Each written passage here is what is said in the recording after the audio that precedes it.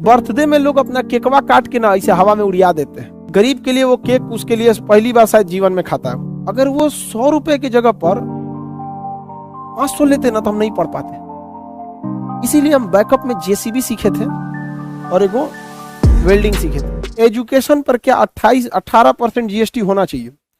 अगर जीएसटी 18% से घटकर 12% या 5% हो जाएगा ना तो गांव गांव तक का एजुकेशन सस्ता हो जाएगा।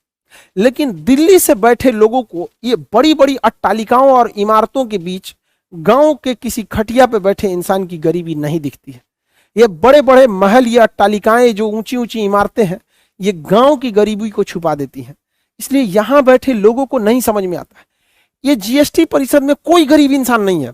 वित्त मंत्री के पास पूरा पैसा है, राज्य मंत्री के पास, राज्य वित्त मंत्री के पास पूरा आरबीआई सारा अपना हिसाब किताब लाते हैं, राज्यों के वित्त मंत्री के पास अपने गाड़ी बंगला सब चीज रहता है। इन लोगों को नहीं पता है कि एक भैंस पाले इंसान को इस बात का भी टेंशन रहता है कि सवेरे चोकर जो खिलाए हैं शाम के लिए चोकर नहीं है, तो अगल बगल में से जूठा बटोर ले आता है।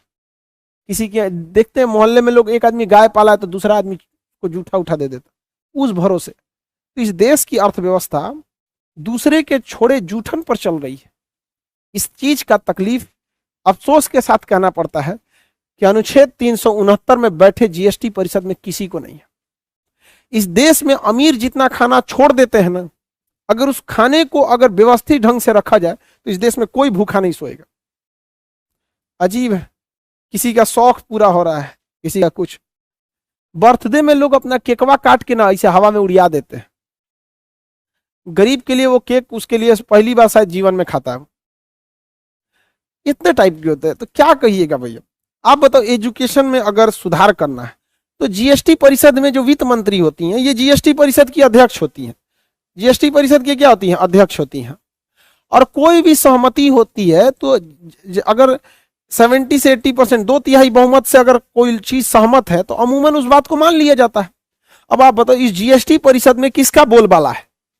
जरा सोचो, इस जीएसटी परिषद में हर स्टेट का अपना बोलबाला है। 28 स्टेट मिलकर अगर ये कह दें कि एजुकेशन पर जो जीएसटी है 18% से घटाकर आप 5% कीजिए तो क्या ये पारित नहीं हो जाएगा? 33 ठो में से 28 लोग अगर बोल देते हैं, सोचिए 33 ठो में से 28 लोग बोल देते हैं तो क्या उस दिन जीएसटी नहीं हो जाएगा? हम ये नहीं करें कि आप पढ़ाई वालों से टैक्स मत लीजिए। जिस दिन एजुकेशन हो जाएगा गरीब का बच्चा भी पढ़ने लगेगा। गरीब के बच्चे को भी हक है। एक रिक्शा ठेला वाले का लड़का अगर आप उसको अच्छी पढ़ाई दीजिएगा वो भी पढ़ लेगा।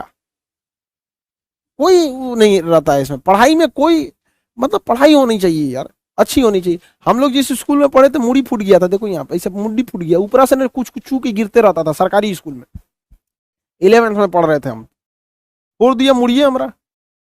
30 या 40 रुपए फीस थी। अब सोचिए हम जिस 11th हम जिस स्कूल से पढ़े उस स्कूल की फीस 30 रुपए थी, और अभी जिस साल हम गए थे उस साल 10 रुपए से बढ़ के 30 रुपए हुई थी। और अगर 500 रुपए रहती ना, आपको हम बता रहे हम नहीं पढ़ पाते।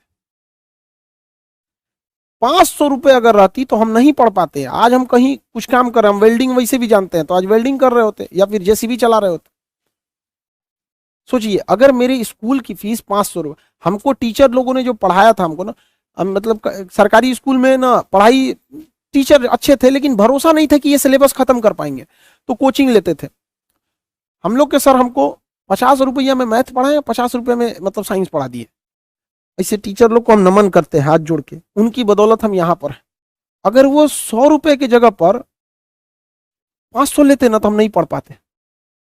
इसीलिए हम बैकअप में जेसीबी सीखे थे और एगो वेल्डिंग सीखे थे, क्योंकि बाढ़ ओढ़ के समय जेसीबी का काम बंद हो जाता है। तो सोचे थे बाढ़ ओढ़ के समय वेल्डिंग मार देंगे और बाकी समय में जेसीबी चला देगा।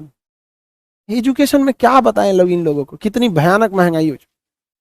ये होना चाहिए यहाँ पर। तो आप बताइए अगर हर राज्य का मुख्यमंत्री वित्त मंत्री जो है लिखित प्रस्ताव दे दे कि 18% की जगह पर 5% जीएसटी कीजिए, हर गरीब का बच्चा पढ़ेगा। और कोई नहीं जानता है कि गांव पे खटिया पे बैठकर पढ़ाई करने वाला विद्यार्थी जिसका 4 बार कलम चलता है और 5 बार मच्छर मारता है, बेचारा वो गोईठा जला के रखता है, कि वो पढ़ लिख कर कहां तक जाएगा। लेकिन इन लोग को कौन समझाए यहाँ। जीएसटी परिषद में सारे फैसले 2/3 बहुमत से ले लिए जाते हैं। 28 राज्यों के मुख्यमंत्री होते हैं। याद रखना कितना सिंपल है। केंद्रीय वित्त मंत्री होती है, उसके सहायक मंत्री होते हैं, 2 गो हो गया, 28 गो राज्य के वित्त मंत्री हो गए, 2 और 8 28 क्या हो गया, कितना हो गया 30। और यूनियन टेरिटरी जहां वित्त मंत्री बैठते हैं वहां पे हो गए।